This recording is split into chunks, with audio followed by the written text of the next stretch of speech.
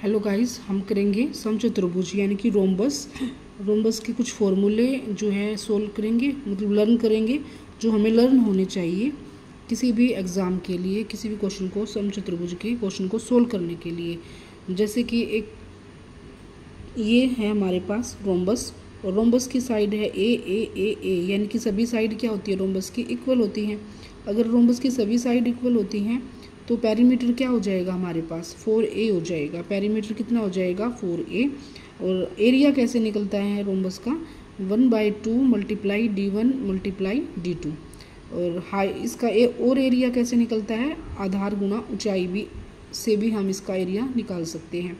Area अगर हमारे पास diagonals given है दो तो भी निकल सकता है, और अगर हमारे पास एरिया है, आधार है, ऊंचाई है, तो भी हम उसकी हेल्प से एरिया निकाल सकते हैं। और रोम्बस का एरिया कैसे, ए अगर साइड निकालनी है तो वो कैसे निकलेगी 1/2 अंडर रूट ऑफ d1 का स्क्वायर प्लस d2 का square. 2a square is equal to क्या हो जाएगा, इसको सोल्व करने के बाद यानी कि क्या निकल के आएगा 4a square is equal to d1 का स्क्वायर प्लस d2 का स्क्वायर। हमें लर्न होना चाहिए ये वाली चीज़। अगर ये लर्न है तो हम क्या है, इससे साइड भी निकल सकती है। अगर डायगोनल्स गिवन है तो साइड निकल सकती है, अगर साइड दे रखी है तो डायगोनल्स पूछ रहा है तो डायगोनल्स निकाल सकते हैं हम इसकी हेल्प से। ये फॉर्मूला जो है हमें लर्न होना चाहिए ज़रूरी। तो आगे चलते हैं, एक दो क्वेश्चन करते हैं इसका। रोम्बस का d1 गिवन है 8 सेंटीमीटर, अगर d2 हमें 14 सेंटीमीटर गिवन है, एरिया पूछ रहा है तो एरिया कैसे फाइंड आउट करेंगे 1/2 मल्टीप्लाई में d1 मल्टीप्लाई d2, जो अभी बताया था यहाँ पर कि एरिया है कैसे निकालते हैं रोम्बस का 1/2 मल्टीप्लाई d1 मल्टीप्लाई d2। तो इस तरह से हम इसकी वैल्यू पुट कर देंगे 1/2, d1 की वैल्यू क्या है हमारे पास 8 और सेकंड की है 14, तो 1/2 8 मल्टीप्लाई 14 और कट करने के बाद 56 सेंटीमीटर का स्क्वायर आ गया।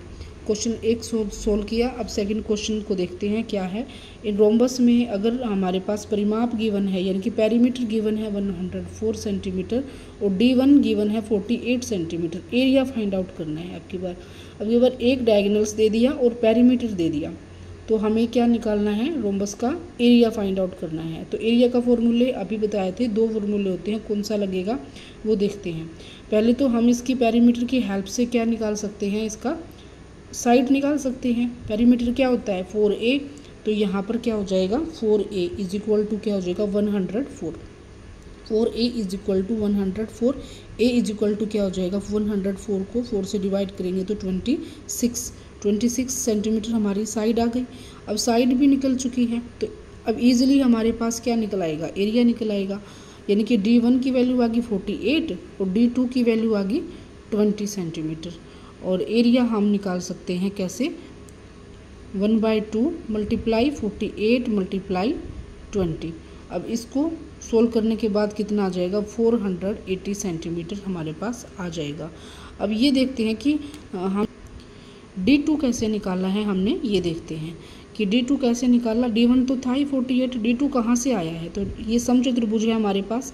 अब इसमें जो है साइड गिवन है इसकी 26 जो हमें फाइंड आउट हो चुकी है, सभी साइड 26 आ गई। एक डायगोनल्स गिवन है 48, अगर ये पूरा 48 है तो इसका हाफ करेंगे तो 24 और 24 हो जाएगा, यानी कि ये बाइसेक्ट करते हैं, यानी कि क्या होता है एक डायगोनल्स हाफ इधर और हाफ इधर, 48 का 24 हो जाएगा।